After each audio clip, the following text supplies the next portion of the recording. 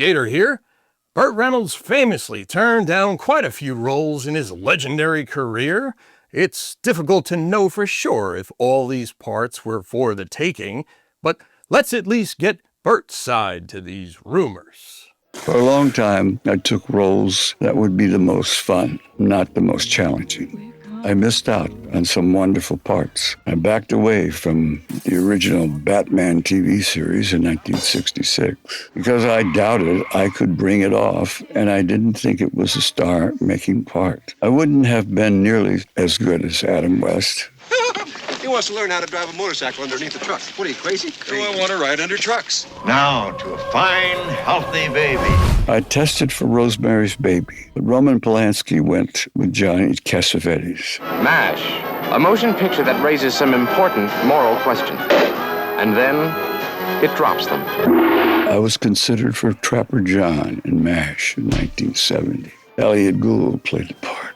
Give me at least one nurse who knows how to work in close without getting her tits in my way. Altman and I had been dying to work together for more than 20 years. He'd offered me MASH in 1969, but I'd been in the hospital, recuperating from parasites I picked up in Asia. The film would go on to become the third highest-grossing movie of 1970, behind only Love Story and Airport. It's Live and Let Die. If I was James Bond, I'd never stop making those pictures with all those lovely girls. My name is Bond. James Bond. Following Sean Connery's departure in the role, United Artists wanted an American James Bond, so Burt was approached. I said to Cubby Broccoli, an American can't play James Bond. Bond. James Bond. It just can't be done. And again, in a great career move, I turned it down.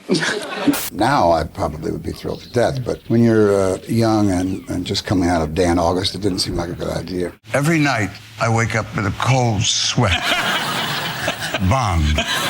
James Bond. Brian's song in 1971, the role of Brian Piccolo, the Chicago Bears running back, who was stricken with terminal cancer, would have been perfect for me. But I lost out to James Caan, who was also perfect for him, too. It was often rumored that Burt turned down the chance to play Marlon Brando's son in The Godfather, but that wasn't the case. I was up for it. Michael Corleone in The Godfather. Somebody told me that Marlon threatened to quit if I came in.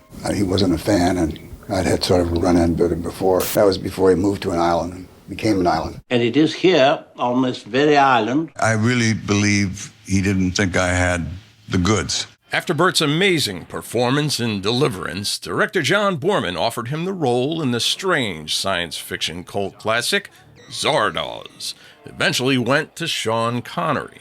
It was said that Burt pulled out of the role due to illness, exhaustion, and reports of dealing with a hernia. I'm not buying any of that shit. He clearly didn't want to look like this on the big screen. Burt was considered very seriously for Cuckoo's Nest. One Flew Over the Cuckoo's Nest was a perfect script. It was basically Milos Forman's idea. Well, I went to breakfast with Milos Forman, and it was about a movie that I wanted to do so bad my teeth ached. I've never, before or since, wanted a part that much. And Milos felt, and this is not wrong, but why he thought he was so good was that Burt had cheap charisma, was the expression he used, which was perfect for the part of McMurphy. And Milos Forman said, "It's between you and another actor." I said, "Who is this other actor?" He said, "Jack Nicholson."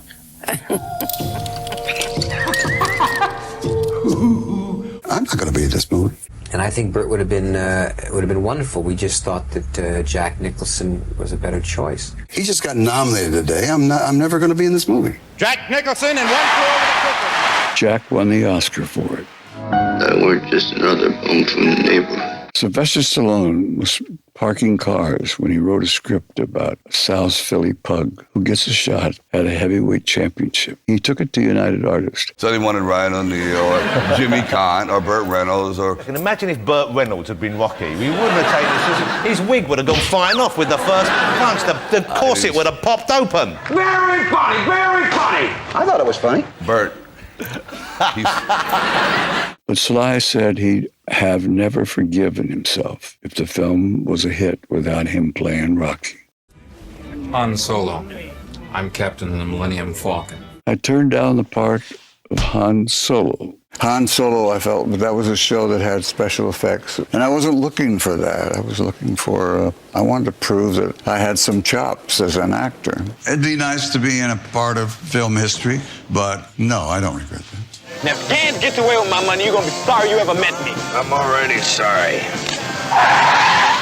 48 hours. Imagine how different and potentially awesome the pairing of Burt with his good friend Richard Pryor would have been in this 1982 film. Richard and I have been trying to find a project to do for about 7 years. I'm sorry, didn't stay on the stage here too long, but he's running off to try to find something before Eddie Murphy and Tom Selleck do it.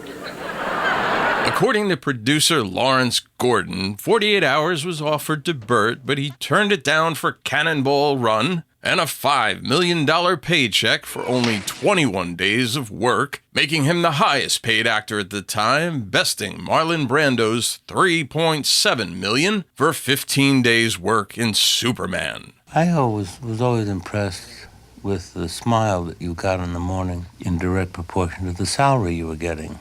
2 teeth for $200,000, 10 teeth for $1 million, and you're getting $2 million. A couple of years later, the project came together with Nick Nolte and helping make Eddie Murphy a star, grossing over $78 million.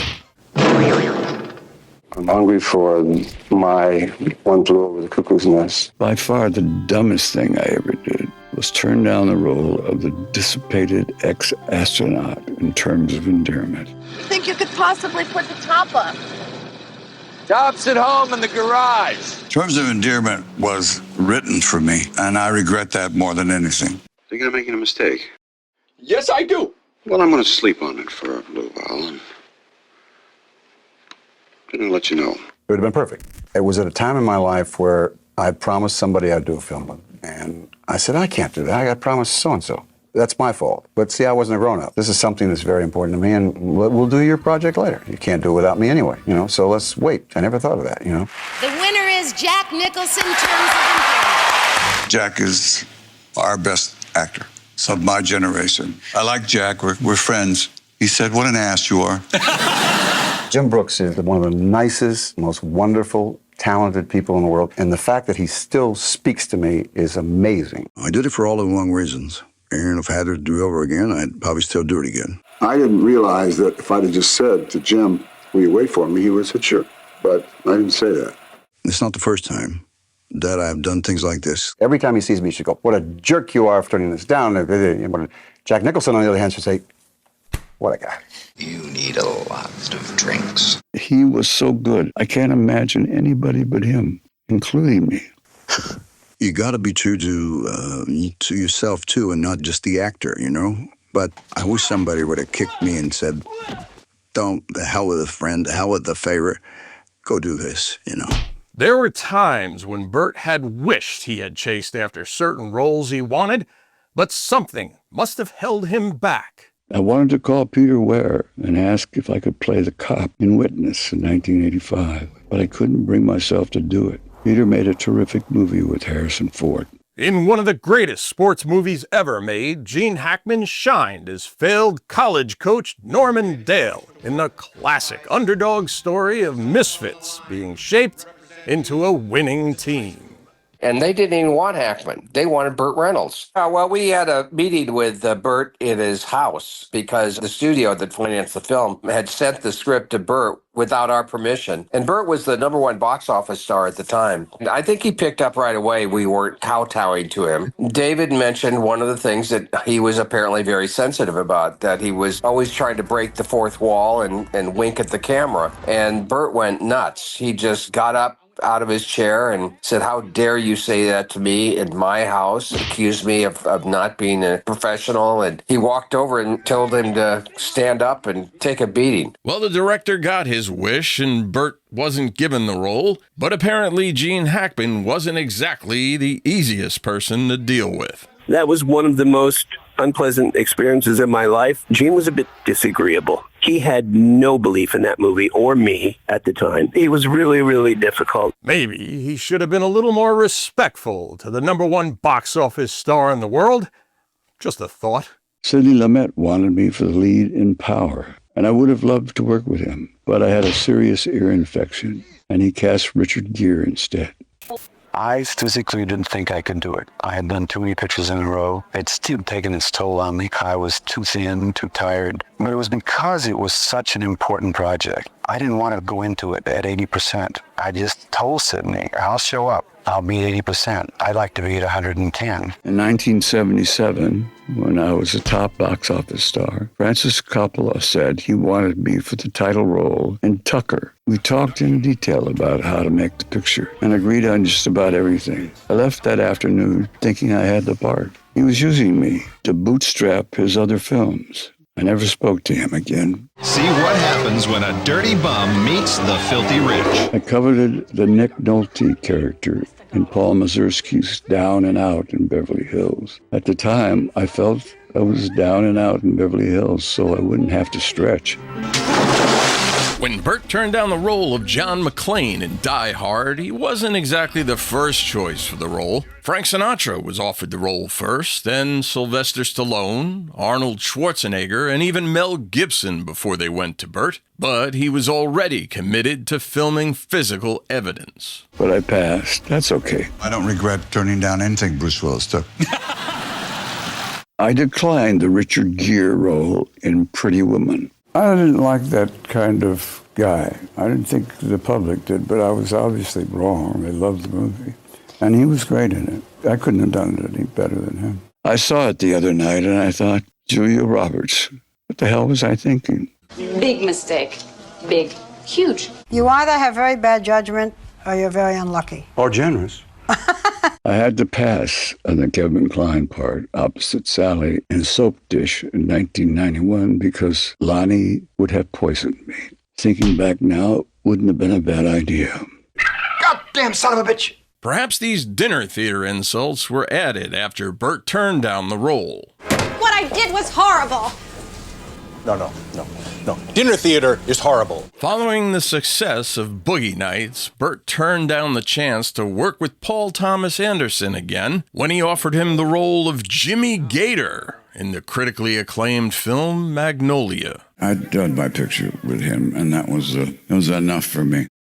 So as you can see, there were many opportunities for Burt to alter the course of his great career, but it's important to remember that not all of these were actually missed opportunities. See, some of them were likely roles he never even had a legitimate chance at. We only really touched the surface here, as there are quite a few other rumored roles that Burt either passed on or might not even been considered for, seen here in this short list of projects.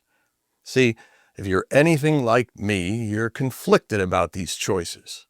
On the one hand, we all would have loved to have seen Burt either capture that golden statue or, at the very least, get the respect he deserves from his peers, that he had way more to offer than they gave him credit for. In the end, we're all blessed to have the films and television shows in Burt's catalog to help bring a smile to all who adore the man and his legacy, and because of that, me, personally, I wouldn't change a thing.